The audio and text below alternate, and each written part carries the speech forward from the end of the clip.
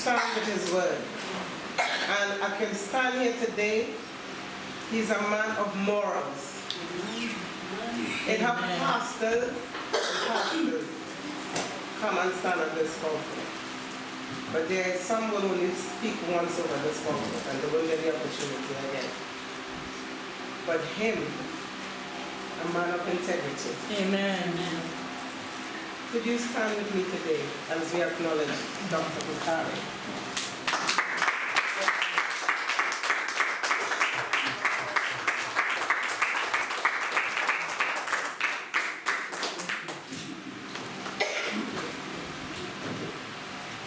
Amen. Amen.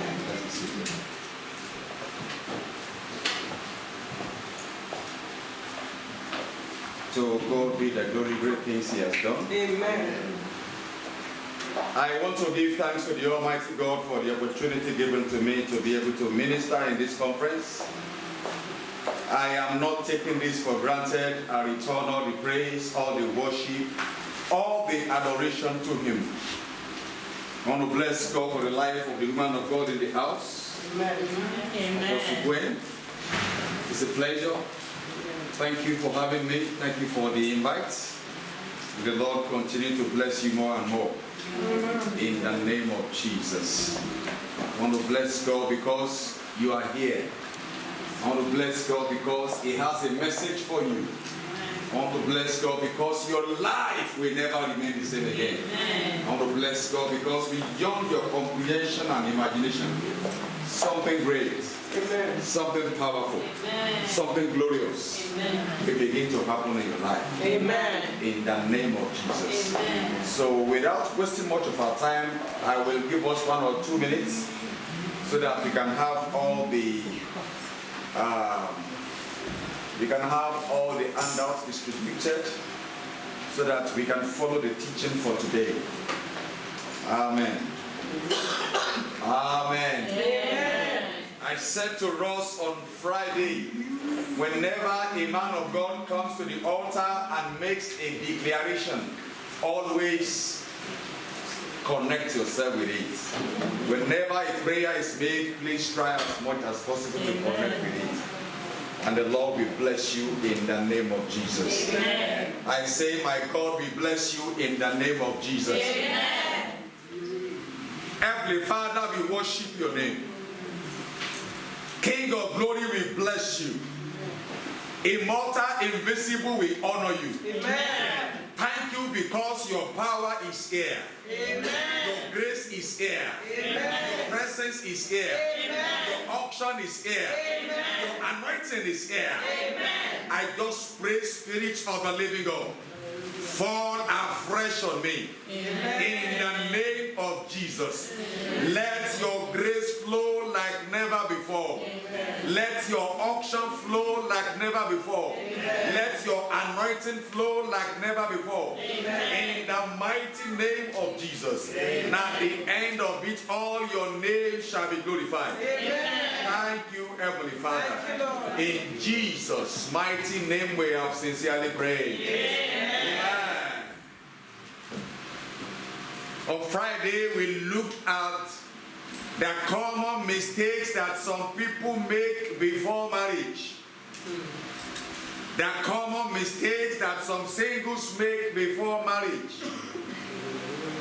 And as we round up this conference, I want us to look at the topic, the common mistakes that some married couples make in marriage. The common mistakes. I am trusting God that at the end of this teaching tonight, you will be able to evaluate yourself in the light of the Word of God. You will begin to see areas where you've made mistakes, and you will begin to correct them. Amen. In the name of Jesus Christ. Amen. In the book of 1 John chapter 4 verse 6. 1 John chapter number 4 verse 6. The Bible says we are from God. Whoever knows God listens to us. And whoever is not from God does not listen to us. From this we know the spirit of truth and the spirit of error. The implication here is the fact that there is what we call the spirit of truth, and there is what we call the spirit of error. For everyone under the sound of my voice tonight, the spirit of error will not enter into your life. Amen. I say the spirit of error will not enter into your life in the name of Jesus Christ. Amen. Mistake can be defined as an act of judgment that is misguided or wrong. And when you look at it in the context of marriage, a mistake can come in form of an error. It can be an omission. It can be a miscalculation. It can be an oversight. It can be a serious blunder. Brethren, as we look at this particular theme tonight, the common mistakes that some married couples make in marriage, I want us to begin to think about the marriage between Samson and Delilah. I want us to begin to think about the marriage between Abigail and Nabal. If you look at the book of 1 Samuel, chapter 25, from verses 1 through 44, there you will see the story of Abigail and Nabal. The Bible said Abigail was a beautiful woman. The Bible says Abigail was a woman of integrity. She was a virtuous woman, but she found herself in the house of a wrong man. She found herself in the house of Nabal. And when you look at her, you will agree with me that this woman was battered for many years. She went through emotional trauma for so many years until the Lord delivered her. Amen. Is there anyone under the sound of my voice today? You are going through a terrible relationship. You are being battered by your husband. You are being battered by your wife. I stand by the altar of the living God. After this conference, a remarkable miracle will happen in your marriage. Amen. In the name of Jesus Christ. Amen. I say a remarkable miracle will happen in your marriage in Jesus' name. Amen. So tonight, we want to look at some of the common mistakes that some couples make in marriage. Mistake number one. It is a mistake to exhibit selfishness and self-centeredness in your relationship with your spouse. It is an error for you to be selfish with your husband. It is an omission. It is a mistake for you to be selfish with your wife. Selfishness is the belief that everything must revolve around you. Brethren, listen. Selfishness is the cancer that is eating up many marriages and relationships today in our contemporary world. Brethren, when people talk about cancer, after some time they say it begins to spread, isn't it? Yeah. And that is what I'm talking about. When selfishness begins to spread in a marriage, it will spread to their finances. It will spread to their sexual life. It will spread to other areas until eventually they end up where they don't want to end up. My God. Selfish people will always insist to have things in their own way. If they don't get it in their own way, the entire household is in trouble. You know what I'm talking about? Some men, when they want it and they don't get it, the next day, the entire household is in trouble. The woman is in trouble. The children are in trouble because he could not get it last night. Selfishness. In fact, tonight, I can just look at this topic about selfishness and we will not even be able to finish it. But let me just say this very briefly. It is an error, it is a mistake for you to exhibit selfishness in your marriage. Bible says what God has joined together, let no one put asunder. If you and your spouse are one, you must be one indeed. No matter how selfish you are, you cannot be selfish and even work against yourself. And if you see your spouse as part of you, then you have a duty and a responsibility to make sure that you are not selfish to your spouse. Of course, I know that naturally human beings are selfish, but this is a mandate from the Lord. This is an instruction from the Lord. Number two, it is a mistake to pick on your spouse or be annoyed for every mistake. You see some people, they can tolerate people from outside. They can accommodate people from outside. But when it comes to their spouse, it is zero tolerance. It's not fair. It is a mistake. It is an error. If you can overlook other people's mistakes, why can't you overlook or choose to overlook at least occasionally the mistakes of your spouse? Why are you very critical about the smallest mistake of your spouse while you ignore your own mistakes? When will you stop the habit of amplifying little mistakes and making them big? Why are you seeking to rigorously control your spouse in every area of his or her life? It's not fair. Why are you picking on the past that has been shared with you? It's not fair. It is an error. Number three, it is a mistake to allow your children to come before your spouse in the order of priority. Ideally, when we are talking about priority, your first priority should be God. Your next priority should be your spouse. Your next priority now can be your children. Then the next one can be your parents and your friends. And then you can talk about your job and your career. And then you can talk about other things. But some people today, they put their spouse last in everything. Even some will put their children before their spouses.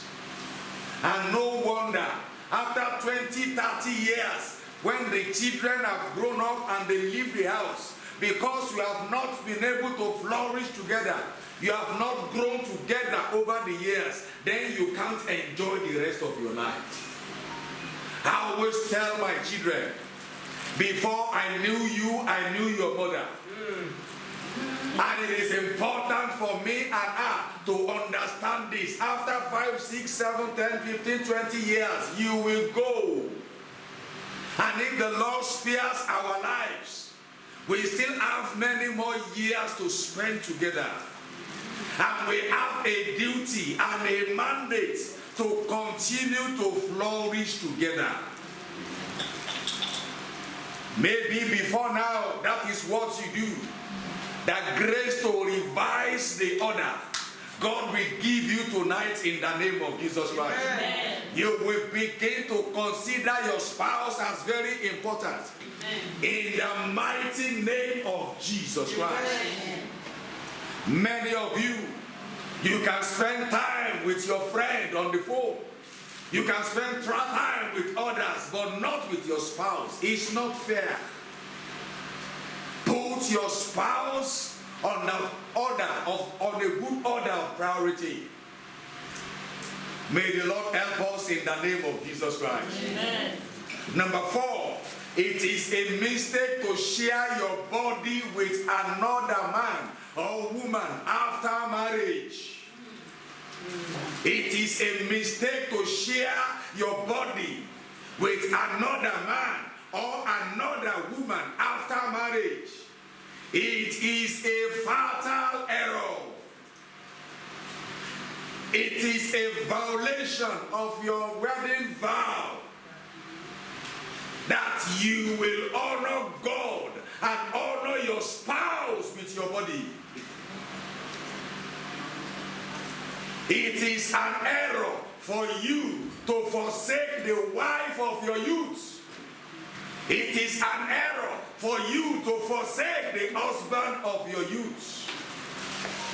In addition, it is not proper to start an affair as a means of torture or retaliation against your spouse.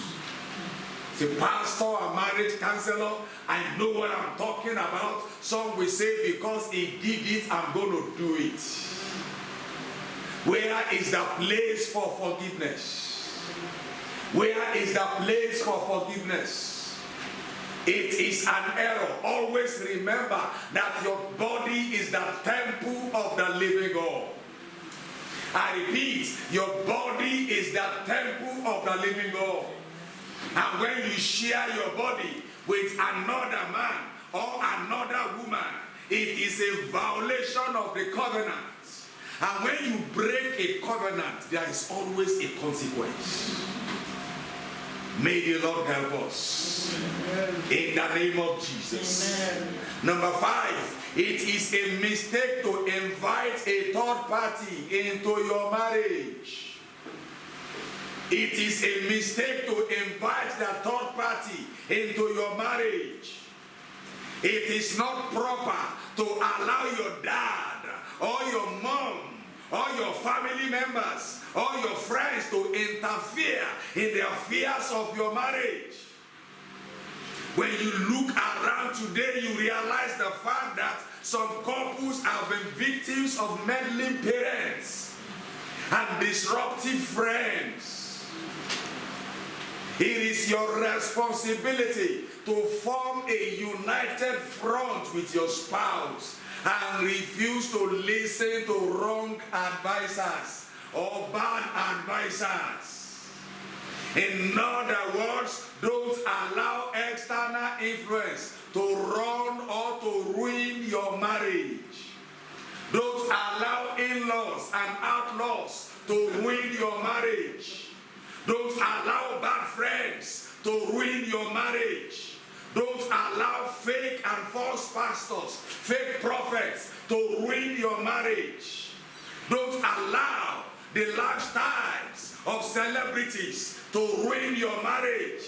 Don't allow worldly music and films to ruin your marriage. Don't follow the negative counsel of your friends who are not happy in their own marriage. Listen, if you have a friend who is not happy in his or her own marriage for advice, let me tell you, the kind of advice you get will be such that will make you to end up where he or she is at the moment. May the Lord help us. Amen. I say, may the Lord help us. Amen. In the name of Jesus. Amen. Number 6, it is a mistake to disrespect your spouse, both privately and publicly. Preach. It is a mistake to disrespect your spouse, both privately and publicly. Brethren, it is not proper to call your spouse terrible names relating to things that he or she cannot change. Some will look at their husband and say, you slow coach, stupid man, Look at him, he's a loser. The other one will come and say, oh, you are talking to me? Oh, you ugly. Oh, you dirty. You fat. You weak. These things are not proper. Don't disrespect your spouse, both privately and publicly. It is unethical to complain about your spouse to your friends, whether in their presence or in their absence. Don't ridicule the feelings of your spouse. Don't ridicule the behavior of your spouse. Don't belittle the dreams of your spouse. Maybe you have some friends in the house. John Bull, let me give you a gist. You know what? My wife wants to be a teacher. She wants to be a teacher. How can she be a teacher? Somebody you ought to have encouraged. Somebody you ought to have supported. Somebody you should have said, if you can dream it, you can do it. Amen. But you are using their ambition to ridicule them. You are using their health condition to ridicule them. It's not fair. You should avoid non-verbal communication that are negative or negative gestures that are disrespectful to your spouse. For example, some people will look at their spouse from down up and look at as if God did not create him or her. They will roll their eyes like this. It's not fair. Somebody you call your wife, somebody you call your husband, some people will use some terrible gestures that should not be seen even outside to their spouse. It is an error. It is an error to be rude to your spouse while you save the courtesy for strangers. We pastors sometimes, may God help us. Some of these people, when they get to church, the way the man will bow before the prophet or before the apostle. God bless you, man. How are you doing? Even the woman will almost kneel down. But she cannot kneel down to her husband. I always tell people, everywhere I go for a conference, if you don't respect your husband or your wife, I've got no respect for you. And don't respect me, don't give me fake respect. They say charity begins at home. Amen. If you cannot give courtesy to your spouse, you've got no courtesy to give to the man of God or woman of God. Number 7, it is a mistake to refuse to meet the emotional needs of your spouse. When you look at men, men have different emotional needs. When you look at women, women have different emotional needs. It is important for you to know what your wife needs and try as much as possible to meet that need. Do you know that today some women are suffering and their husbands don't know? Some men are suffering and their wives don't know. And the reason is because the woman or the man, over some time, have come to a conclusion that this one does not care. There's even no point telling him because he doesn't care. I'm trusting God that after this conference, there will be a change. Amen. I say there will be a change. Amen. It is an error to ignore the feelings and interests of your spouse. As you listen to me tonight, I ask you, what plan do you have for your spouse? What strategy do you have to advance your spouse and to add value to their lives? I always tell people, if you marry a man after 3 years and your life does not change, something is wrong. Amen. If you marry a woman after 3 years and there is no change in your life, maybe physical change, spiritual change, financial change, or progress in one way or the other, then something is wrong. Because you are looking for a husband or a wife that is interested in your future. Someone who wants to add value to your life. Someone who wants to contribute immensely to make sure that you are moving to the next level. It is a mistake to refuse to meet the emotional needs of your spouse. The Lord will help us in the name of Jesus. Amen. Number 8, it is a mistake to take sex off the menu or relegate it to the background. It is a mistake to take sex off the menu or relegate it to the background. Avoiding sex or giving up on it without a good reason can be the foundation of infidelity and extramarital affairs. You can imagine a woman said to her husband, "You know what, my dear, I want to seek the face of God for 3 days. And I really want to concentrate. Can we agree so that you can just please leave me alone?" The man may say, "Okay, no problem." Then after the 3 days, the woman said, "You know what, my dear, the Lord said to me, the battle is not yet over. I'm increasing it to 7 days. And at the end of the 7th day, say, my dear, let not your heart be troubled. You know what? I've got a good news for you. There are many victories ahead of us, and I still need to seek the face of the living God. I'm increasing this from 7 to 21 days. And at the end of the 21 days, the woman said, "You know what? We heard about Moses, who prayed and fasted for 40 days. We heard about Jesus Christ, who prayed and fasted for 40 days. You know what? I'm going to increase it and move on to 70 days, to 40 days. And after 40 days to 70 days. By the time you will finish at the end of the 70 days, oh, you've lost that man." My God.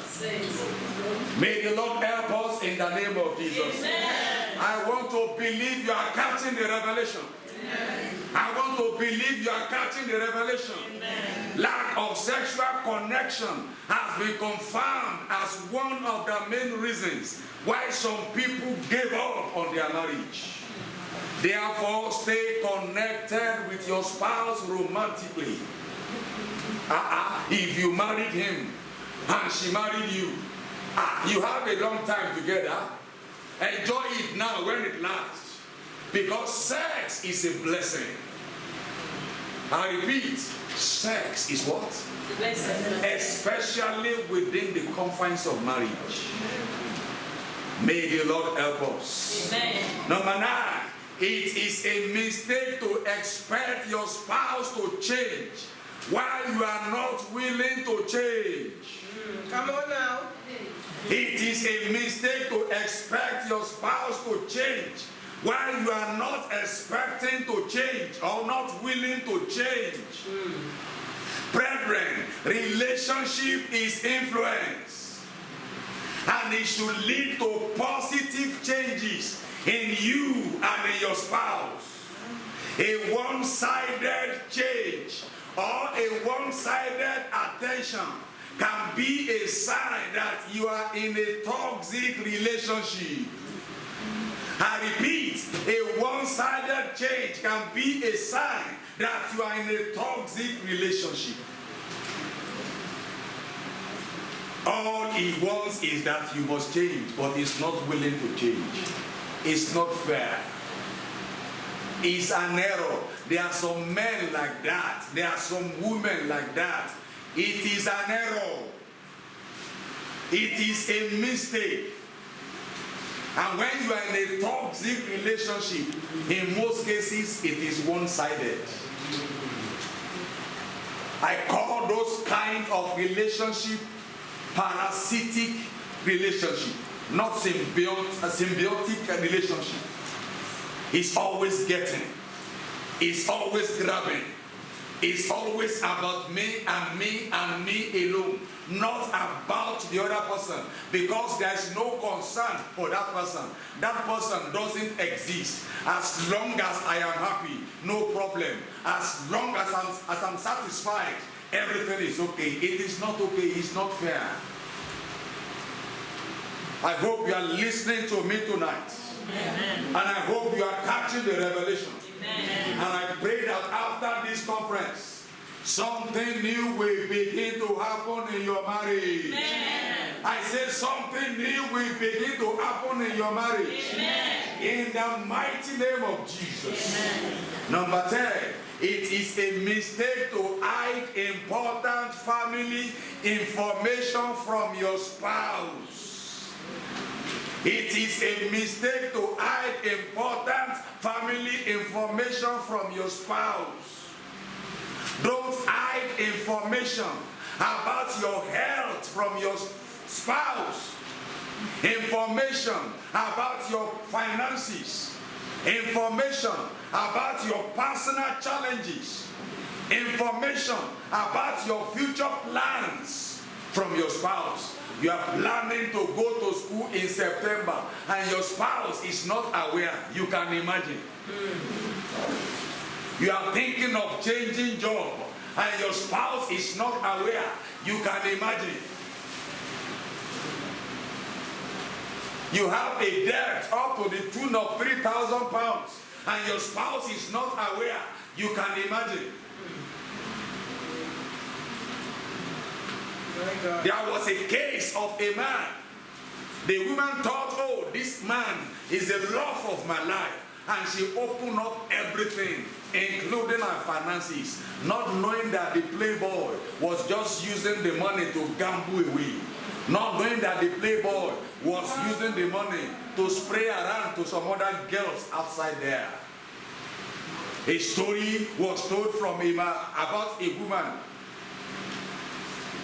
This woman will not contribute to the family development here in the UK.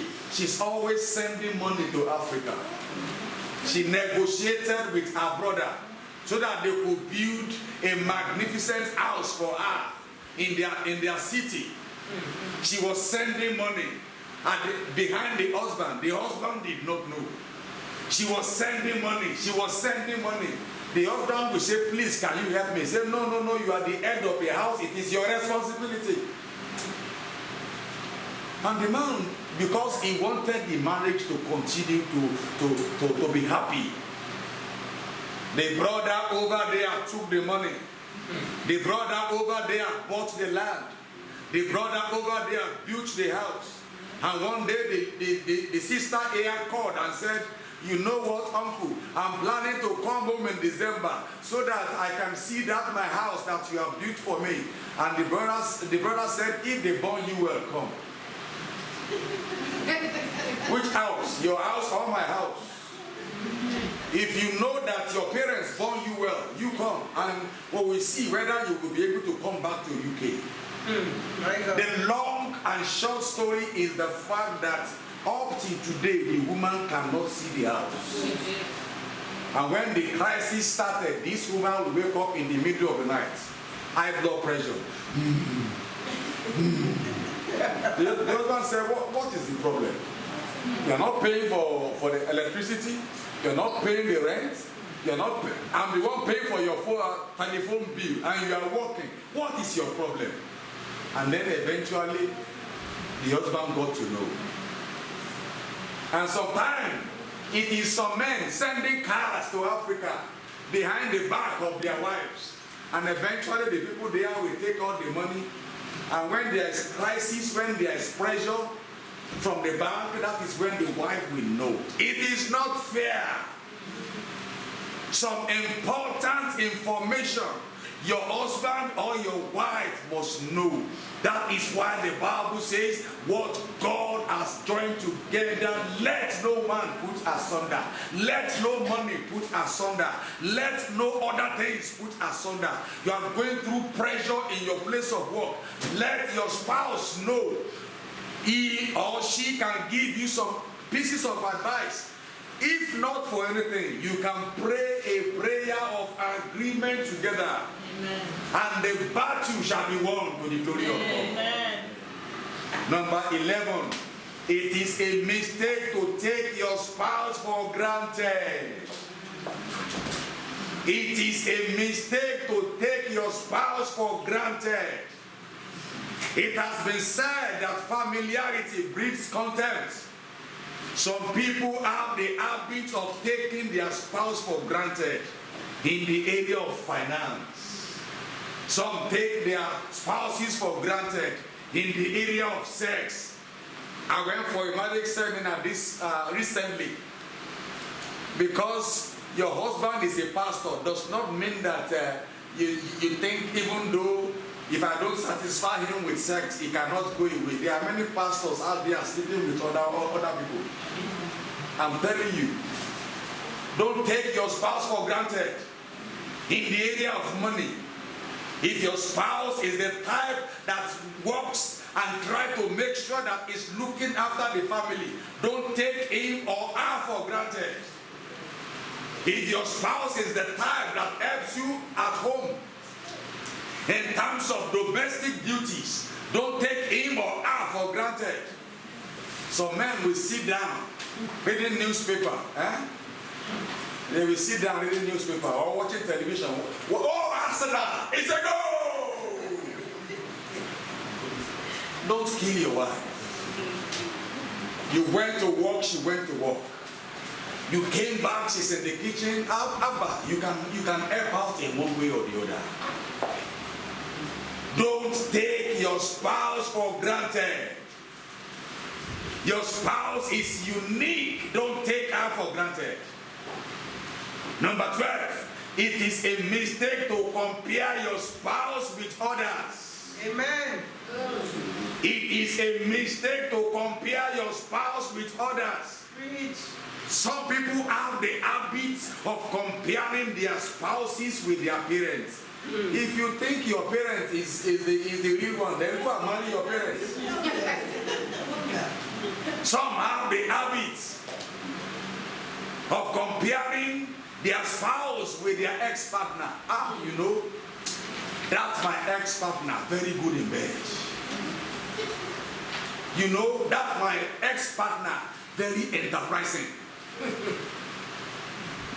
It is an error. There are some pains that your ex-partner have, but there are some pains that they don't have. If they had all that you needed, you will not be where you are today. Stop comparing. My late husband. My late wife. If not for them.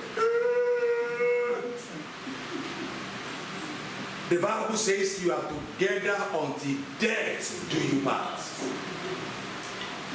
It has pleased the Lord to allow death to finish and to close that chapter. You have a duty and a responsibility to accept it that way. The more you keep mentioning that, then the more you are putting your new relationship in danger. Amen. Listen, your spouse is unique and you must treat him that way. Your spouse is unique and you must treat her that way. Number 13, it is a mistake to curiously suspect your spouse without evidence. It is a mistake to curiously suspect your spouse without evidence. Marriage is an institution that offers you the opportunity and the atmosphere for trust and transparency. Suspecting or accusing your spouse for imaginary offenses can cause them to withdraw. There are some women, the moment the man pushes down his phone, maybe he's in the toilet, they will quickly crawl and look at the phone, just to look at some text messages or phone call. I hope he's not calling any girl. you will just give yourself hypertension. Or there are some men, they will be following their wives on the phone. Where are you now? Where are you now? You will just kill yourself. There are some people who are unbelievers because we have chosen to actually accuse them wrongly. They will now say, well, since you have accused me, now I will now go and do it. Put your hope in God. Put your faith in God. Amen. Let Jesus be the rock of your life and your marriage. Amen. When you make Jesus the foundation of your marriage, you don't have any reason to be afraid. Amen. Even when strange women are trying to move around your husband, you can just come out in your own closet and begin to blow tongues and begin to pray and say, Father God, I pray any strange woman coming across this man today, fire! That one is better. Then after you finish your prayer, you have peace. Let them travel to Ghana. Let them travel to Nigeria. Let them travel to Jamaica. Let them travel to everywhere. After 2-3 weeks, you now realize that he has had 2 or 3 weeks of fasting. By the time he comes back, the first 2-3 days, you realize that you are in trouble because you will be demanding for it every night. Amen. Hallelujah. Hallelujah. Do you still like me? Yes. You cannot expect your spouse to trust you if you don't trust him. You cannot expect your spouse to trust you if you don't trust her. Number 14, it is a mistake to betray the trust of your spouse. It is a mistake to betray the trust of your spouse.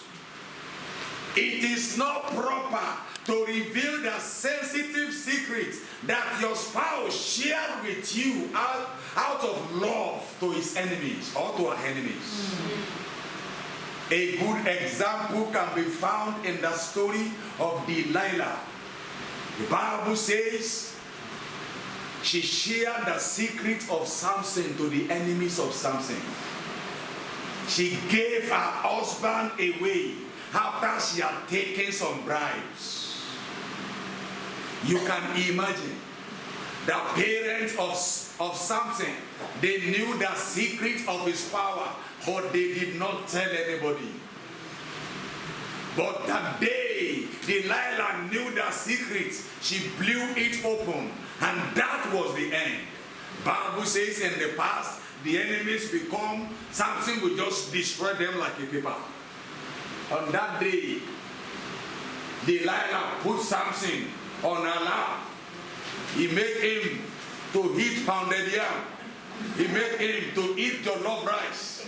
After he had eaten everything, he topped it up with William 10. How many rounds do you want? I'm going to give you tonight. So that you can sleep very well. And after that, he now slept. And in the process, he cut all the locks. And eventually he said, Samson, your enemies are here. And the Bible says, Samson said, hey, let me stand up like before. Only to realize that power and glory are departed. My God. Delilah gave Samson away. And Samson eventually died in the midst of your enemies. Like I prayed for you on Friday, I pray for you again tonight. You will not die in the hands of your enemies. In the name of Jesus Christ. A man that will destroy your life will not marry you. A woman that will destroy your life will not marry you. In the name of Jesus. Delilah destroyed the life of Samson. It is an error to team up with the enemies against your spouse. Listen, what will you gain from destroying your spouse? As a Bible scholar, apart from reading the Bible, I applied so many imagination. I began to ask myself, after collecting bribe and selling the husband, giving him away, it is possible that Delilah did not have a husband again. The narrator did not tell us in the Bible, but it is possible. Because some men will be running away. If she could do that for something, it's a danger zone, it's a no-go area. And don't forget, God also have his way of judging people. It's also possible that Delilah was there on that day when Samson pulled down the 2 pillars and she died on that day. Maybe she could not even spend the money that was given to her. My God. Number 15. It is a mistake to refuse counseling and prayer support when you are going through serious marital crisis. It is a mistake to refuse counseling and prayer support when you are going through serious marital crisis. Brethren, listen. Admitting that you are in need of help is one of the hardest but bravest decisions you can ever make in your life. And when your marriage is about eating the rock, when your marriage is going through crisis, run to God and run to your pastor. Say, Pastor, I need prayer. Pastor, I need counseling. And they will walk through the whole process with you. Some people will not talk until eventually the day the whole thing collapses. I always tell people, wherever there is separation, wherever there is divorce, the day it happened is not the day it started. I repeat, the day it happened is not the day it started. It has started long ago. But because you refuse to address it, because you ignored it, because you are not allowing God to intervene, because you are not seeking for counseling or seeking for prayer support, you realize the fact that you are on your own. The last but not the least for tonight, it is a mistake to give up easily on your marriage. The last point for tonight, it is a mistake to give up easily on your marriage. Brethren, a perfect marriage is the union of 2 imperfect people. A perfect marriage is a union of 2 imperfect people. But these are 2 people who have refused to give up on each other. It is sad to note that many people in our contemporary world now see divorce as an escape route. And therefore they don't make any efforts to make their marriage work. I always tell people, if you are thinking of leaving your husband, if you are thinking of leaving your wife, no problem. But do you know what the next person that you are eyeing now will turn out to be? Do you know what will happen after 6 months there? Because that person is a human being and a completely imperfect human being. As you think that man is not making you happy in some areas, you are not also making him happy in some areas. Amen. If he cannot give up on you, then you cannot give up on her. May the Lord help us. Amen. In conclusion for tonight, brethren, the main point of this teaching is to help you to build your marriage and not destroy it. Therefore, if you find yourself making the above mistakes in your marriage, this is the right time to stop. Amen. After this conference, you must learn to begin to take some of these points seriously and say these and these and these are the things that I need to address. Amen. Make a conscious effort to change and ask God for divine assistance. Amen. And as you hear me tonight, in those areas of your mistakes, God will give you His divine assistance. Amen. Nobody is saying amen to that. Amen. I am not coming tonight as an expert. I come before you tonight as a fellow struggler, as someone who is still trusting God to help me to improve in my marriage. I'm not saying I'm there, you are there. I'm saying, brethren, these are the things that I am working on. And these are the things that I want you to also work on, so that you can have a happy marriage. Brethren, it is possible for you to create the marriage of your dream. With the help of God and your willingness to avoid the above errors. It is possible for you to enjoy your marriage as God has intended it to be. Amen. Shall we rise on our feet? Are you there tonight? Yes. You want to cry out as we pray. Heavenly Father, Heavenly Father, let your mercy cover my previous mistakes. Let your mercy cover my In the name of Jesus Christ. Heavenly Father, let your mercy cover my previous mistakes. In the name of Jesus Christ. Can you open your mouth and begin to talk to God? Father, I have heard your word tonight. I have seen some areas where I have made mistakes. I am willing to correct them. I am willing to make amendments. In the name of Jesus, I have heard it tonight in this conference. I will do something about it. Let your mercy cover my previous mistakes. Let your mercy cover my previous error. In the mighty name of Jesus. You want to pray and say, oh Lord, give me the grace and the courage to correct my mistakes. In the name of Jesus. Open your mouth and talk to God. Heavenly Father, give me the grace and the courage to correct my mistakes. In the name of Jesus. In the name of Jesus. Can you pray this prayer with me? I rebuke every power that is causing me to make mistakes in my life and in my marriage. In the name of Jesus. I rebuke every power that is causing me to make mistakes in my life and in my marriage. In the name of Jesus. Can you just give that to God? Pray and talk to God. Heavenly Father, every power attached to my life to cause me to make mistakes, I rebuke it in Jesus' name. I destroy it in the name of Jesus. Every power causing me to make marriage mistakes, I say, Father, rebuke it, remove it in Jesus' name. Want to pray this prayer with me? Marriage killers will not be able to destroy my marriage. In the name of Jesus Christ.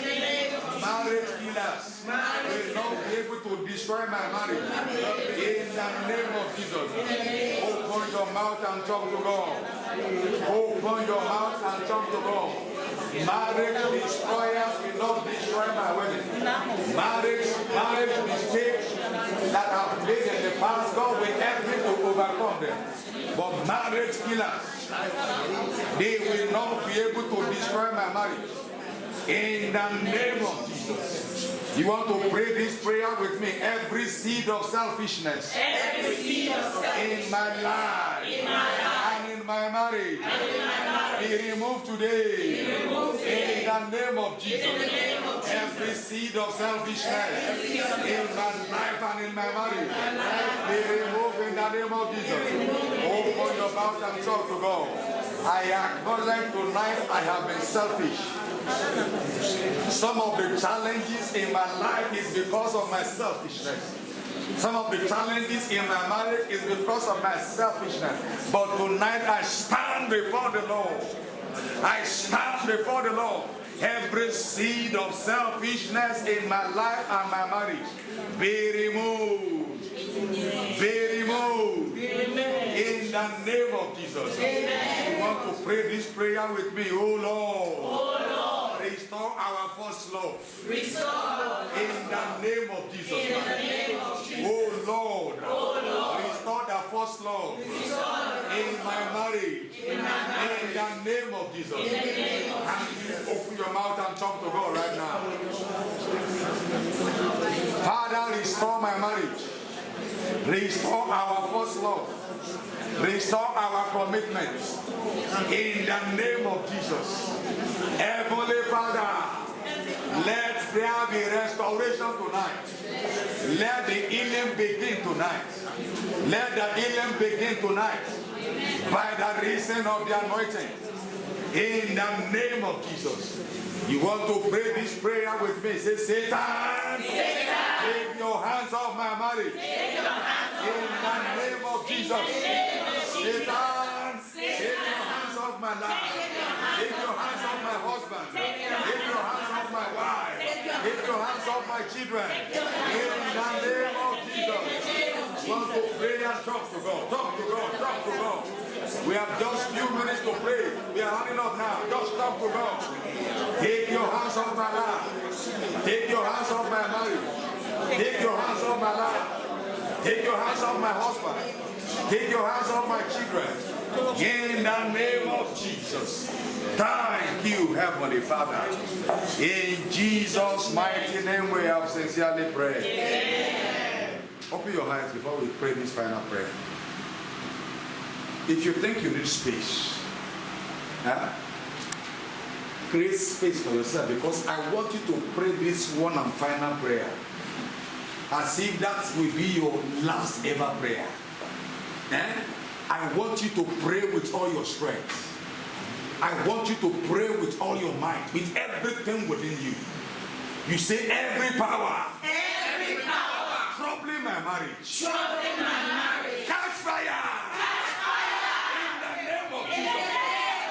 Every power causing me to be unmarried, catch fire.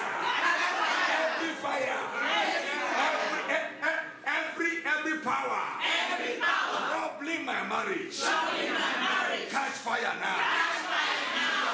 You will say this prayer. Every power that is made that has caused me to remain single, because at the end of this conference, I am trusting God. I am trusting God that this conference will become a reference point. So you will pray the prayer that is relevant to you. If you are married, you pray for your marriage. If you are not married, you will say, in this conference, as we close, every power that has caused me to remain single, tonight, they must catch fire. And for those who are married, every power troubling my marriage, catch fire now. Shall we pray in the name of Jesus? Every power troubling my marriage, I say catch fire right now. Every power tormenting my marriage, I say catch fire now. In the name of Jesus, by the reason of the anointing, every power tormenting my spouse, every power tormenting my children, I stand with Christ as Calvary to declare, I say catch fire.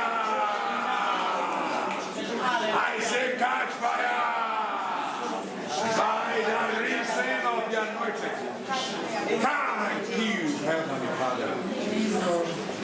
In Jesus' powerful name we have sincerely prayed. Amen. As we bring this conference to a close, O God, we pray this prayer for as many as are single, trusting God for a husband like Ruth. We stand with Christ at Calvary to declare, every power that has caused them to remain perpetually single, we stand with Christ at Calvary to declare, catch fire. We say catch fire. Let there be a divine connection that will connect you with the bone of your bone and the flesh of your flesh. In the name of Jesus, the man that God has ordained for you, the woman that God has ordained for you, will come your way in the name of Jesus. And for as many as are married here tonight, every power troubling your marriage, every power tormenting your marriage, I declare by the reason of the anointing, catch fire. Amen. I say catch fire. Amen. At the end of this conference, you will begin to testify. Amen. You will testify about a happy marriage. Amen. You will testify about a happy marriage. Amen. In the name of Jesus. Amen. And for those who are single, as I prayed for you on Friday, your day of wedding is closer than before. Amen. Your day of joy is closer than before. Amen. Some of you are parents and you are trusting God for your children to get married so that you can become grandpas and grandma. I say this prophetically to your life, that your day of celebration, your day of carrying your grandchild is closer than ever before. In the name of Jesus. Amen. Thank you, Heavenly Father, because we do much more than what we have requested. In the powerful name of Jesus we have prayed. Amen. Amen. Amen. Let's be seated. Do we have one or two questions? No questions. Thank you. Okay. I understand what you're saying about prioritizing your husband and God first. Yeah. So, say if your husband doesn't like the church you attend, and he finds lots of problems, criticizing. He's attended before, and he has lots of problems, criticizes the church, doesn't believe in the church, and doesn't really want you to attend the church. Yet, he's not going to church. But he feels disrespected when you go to church because he doesn't like the church. And he will give you scriptures like, women are ought to cover their heads. Yeah. And you're not covering your head, and the leaders not covering their head, or the women in the ministry are not covering their heads. So look, they're not going according to the word of God. And yeah, so how do you? And then so yeah, basically they're just not happy with you going, and you're a leader in the church, and they're just not happy with you going. Thank you. Let me even add one more. People like that, they know scripture more than you. They will even tell you that the Bible says you must listen to your husband. Yes. The devil knows scripture more than you, I'm telling you. The devil knows scripture well. May the Lord help us. Amen. I say may the Lord help us. Amen. In the name of Jesus. Amen. There's something I want to mention which is very, very important. I call it wisdom. What did I call it? Wisdom. If you are a Christian, as we were discussing on Friday, and God helps you to marry a Christian, to be able to survive your marriage, you need the grace of God and wisdom. If you are a believer and you happen to marry an unbeliever, now you need the grace of God and double wisdom. Am I communicating? Yes. You see, I said something on Friday. No marriage situation is the same. And I hope you got that message. And that is why we emphasize the importance of counseling. Because when you come to your pastor, she will be able to walk you through it. Some relationships are designed to take you away completely from the Lord and draw you closer to the gate of hell. Am I communicating? Yes. Are you listening to me? Yes. Uh-huh. I was preaching a message recently, and I said life is short. The most you may ever live in this planet Earth is 120 years. And that is nothing compared with eternity. I repeat, that is nothing compared with eternity. You rather not marry and make heavens than marry and end up in hellfire. Am I communicating? Yes. Are you listening to me? Yes. Many of you heard about Mary Slessor. How many of you have heard about Mary Slessor?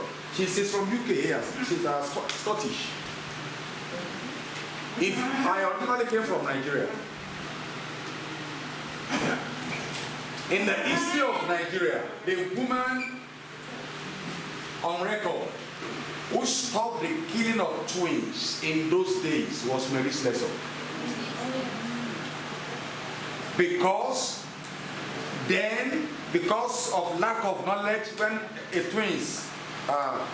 whenever twins arrive, they believe it is something strange, and they just kill them very quickly.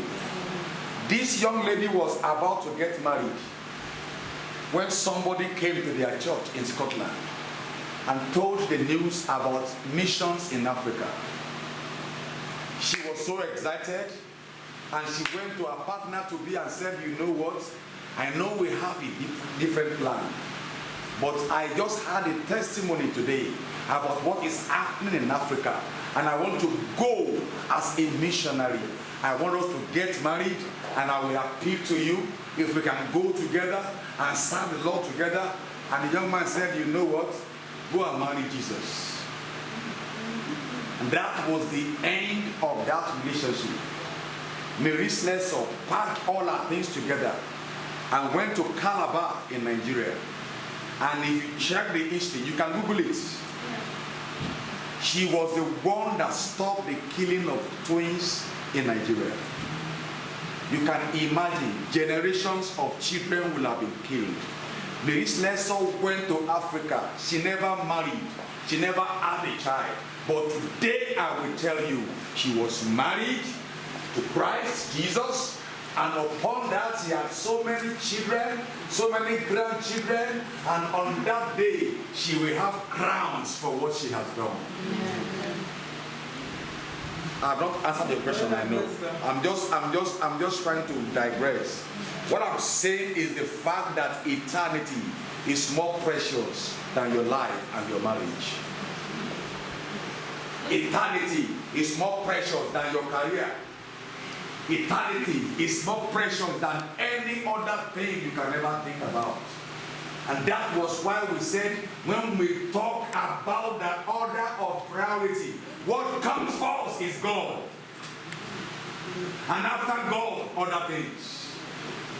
And when you look at people who don't follow that order, they still end up a loser.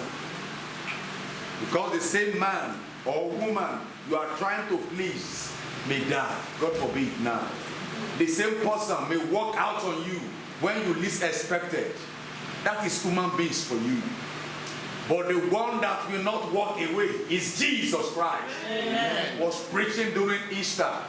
When you look at Jesus Christ, just before he went to Golgotha, before he died on the cross of Calvary, even right there in the Garden of Gethsemane, he had the opportunity to walk away from the cross, but he did not walk away. And the point is, will you now walk away from the person who refused to walk away because of you? If you marry a believer, it's a different kettle of fish. You need counseling. If you marry an unbeliever, it's another kettle of fish.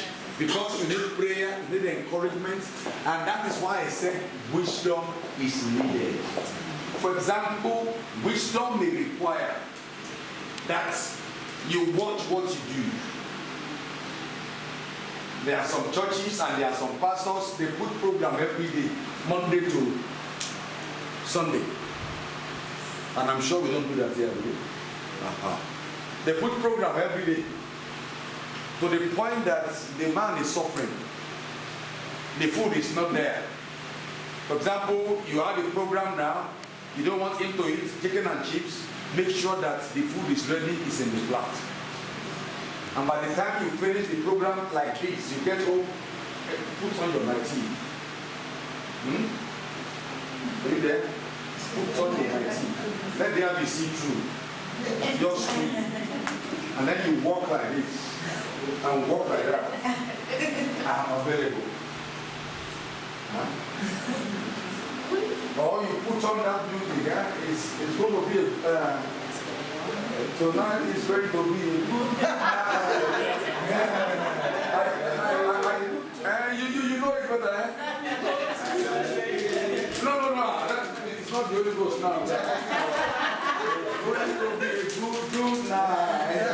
You know it, eh?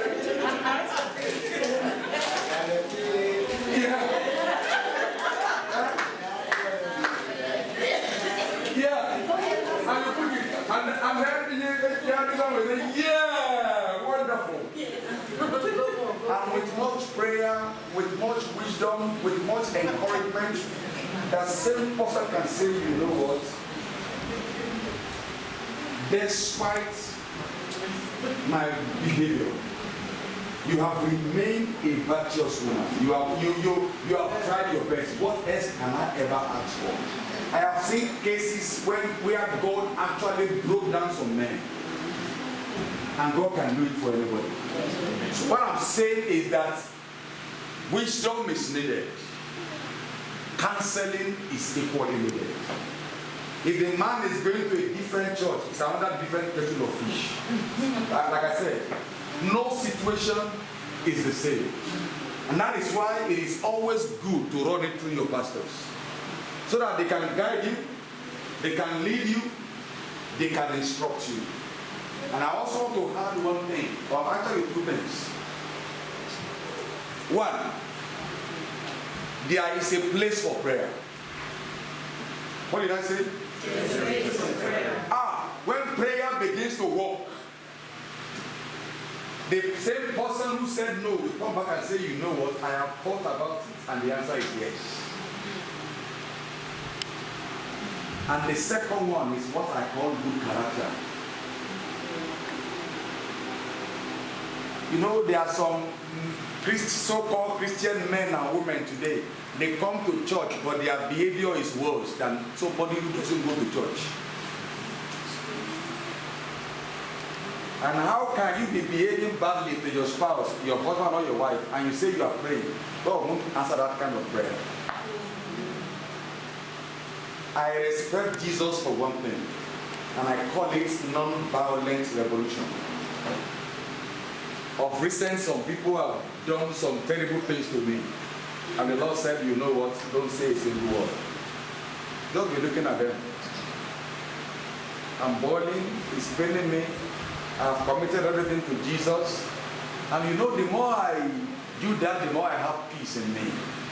And to the point that some people are now looking and say, this man is a different thing entirely. Despite all that we are doing, he's still smiling, he's still laughing, he's still thanking God, he's still... Jesus said, if they slap you on one side, do what? Don't do that. You've made that person weaker. Somebody who's expecting you to... I was driving recently and somebody was texting in front of me in a car and I was behind. And initially it was red and then it was green. I waited for a while, this person was hit, and I just pressed the on just for the so that the person can move. And the person just gave me a finger, and you know what I did? I said, thank you very much. You have weakened the person. Somebody who is expecting you, and you just laugh and say, cool down, calm down, eh? Let's talk. So you need grace. You need wisdom. And that is why we say no case is the same. Well, whatever the case is, if you are committed to God and you are serving the Lord, the closest friend you can ever have apart from God is your pastor. But some members don't know. I don't know whether I've answered the question. You need wisdom. You need to pray. And then you need counseling. And sometimes there are occasions when you need to apply wisdom. You need to know how to when and how to set your priorities. So that at the end of the day, you want to make sure that you please God, you serve God, you look after your husband, and you look after your children. And let me leave you with this scripture. Luke chapter 1 verse 37. The Bible says, for with God all things are possible, or nothing shall be impossible. Any other question? Finished? Thank you very much. God bless you.